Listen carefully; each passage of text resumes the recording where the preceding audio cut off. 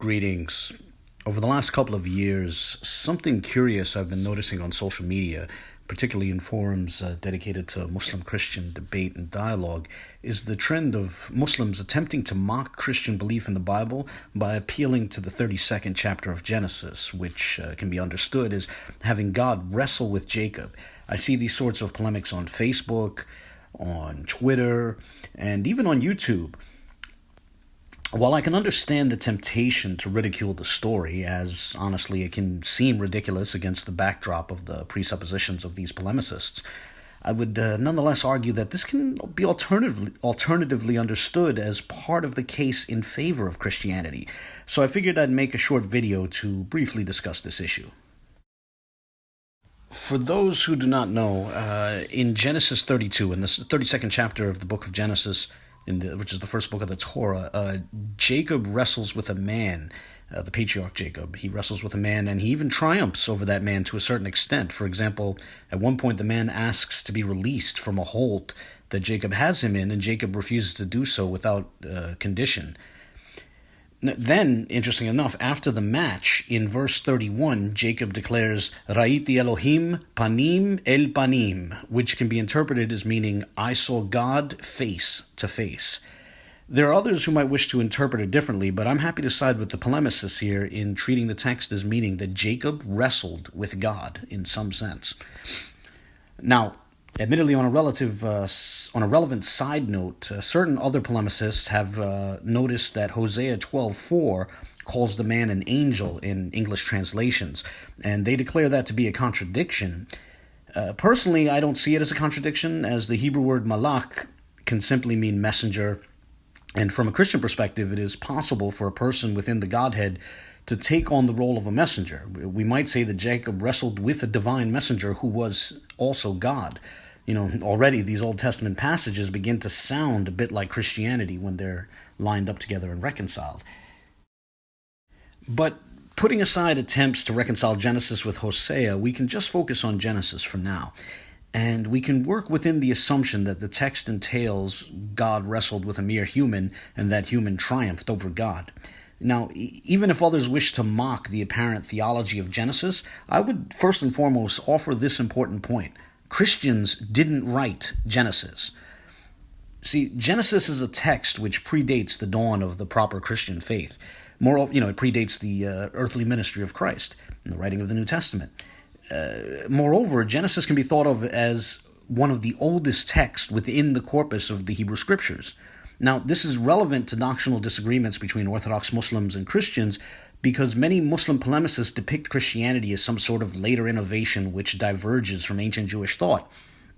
However, here we might say that according to one of the oldest extant Hebrew Scriptures, God can take on a human form, enter into conflict with mere humans, and allow those humans to triumph over him, at least for a certain period of time. Now, think about the implications there. Some of those same polemicists will mock the idea of Christ being God, yet somehow being arrested, beaten, and killed by mere humans.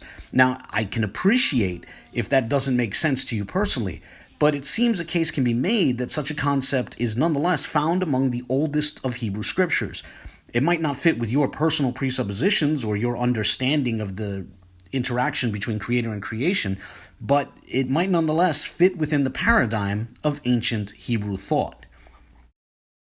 And that's not the only place where the theology of Genesis strikes me as leaning more towards Christianity than towards Orthodox Islam.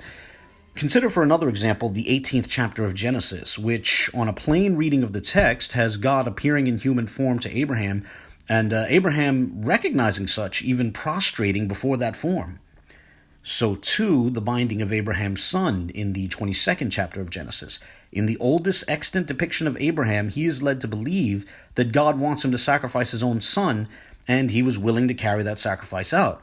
Now, there are polemicists out there who act as though the idea that God might decree that a human person, much less a descendant of Abraham, serve as a sacrifice is a priori absurd. They act as though we should be able to reject such an idea with pure reason alone. But notice that according to the oldest extant depiction of Abraham, that line of thought is not part of the faith of Abraham. On the contrary, the faith of Abraham was open to the possibility that God can decree for one of his descendants to be sacrificed. And I mean one of Abraham's descendants to be sacrificed, to serve as a sacrifice. So, to wrap up, or in closing, with all of that before us, let's do a quick recap regarding some of the implications of the theology of Genesis. First, if God so chooses, God can appear in human form and even allow creation to triumph over him within a limited context. Second, this is a related point to the first point, the faith of Abraham recognized that God can appear in human form. And finally, third, the faith of Abraham recognized that God can decree for a descendant of Abraham to serve as a sacrifice. Now, some may find these points difficult to grasp, but with all due respect, that really doesn't matter. The salient point is that the ancient Hebrew theology of Genesis begins to resemble Christianity more than it does Orthodox Islam, as it is Christianity which proposes that God appeared in human form in the line of Abraham's descendants and permitted creation to triumph over him for a time so that he might serve as a sacrifice. When I look at these extraordinary texts in Genesis, I don't see them as being worthy of ridicule.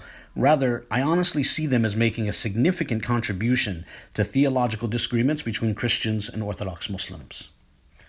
But of course, God knows best. So on that note, God bless. I look forward to discussing this with others.